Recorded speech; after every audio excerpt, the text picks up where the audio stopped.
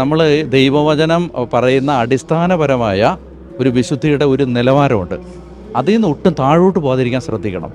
മനസ്സിലായോ? അപ്പോൾ അതാണ് നമുക്ക് ശരിക്കും വിശുദ്ധിക്ക് വേണ്ടിയുള്ള ദാഹമാണ് ഇനിയുള്ള കാലത്ത് സുവിശേഷത്തിൻ്റെ തീ കത്താൻ ഏറ്റവും പ്രധാനമായിട്ട് നമ്മൾ ശ്രദ്ധിക്കണം.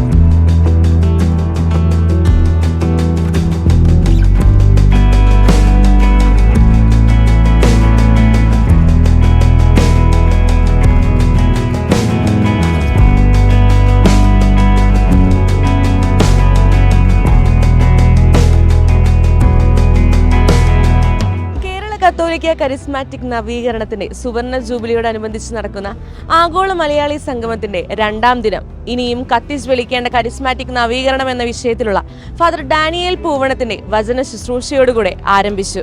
2ാം ദിനവും വളരെ ഭക്തിസാന്ദ്രമായ ഒരു അന്തരീക്ഷമാണ് ഇവിടെയുള്ളത്. ഇപ്പോഴും കേരളത്തിന്റെ പല ഭാഗത്തു നിന്നും വചന ശുശ്രൂഷകരും വിശ്വാസികളും ഇവിടേക്ക് ഒഴുകിയെത്തിക്കൊണ്ടിരിക്കുന്നു.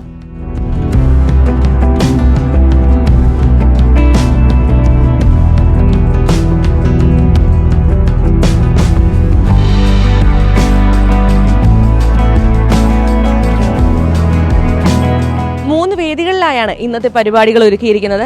പ്രധാന വേദി കൂടാതെ സമാന്തരമായി കുട്ടികൾക്കും യുവജനങ്ങൾക്കും വ്യത്യസ്ത വേദികൾ ഒരുക്കിയിട്ടുണ്ട്. ദൈവവചന ശുശ്രൂഷ, ദൈവാരാധന, മ്യൂസിക്കൽ ഇവന്റ്സ്, ജൂബിലി സദസ്സ് തുടങ്ങി ഒട്ടേറെ പരിപാടികൾ ഇന്നും വിശ്വാസികൾക്കായി ഒരുക്കിയിരിക്കുന്നു.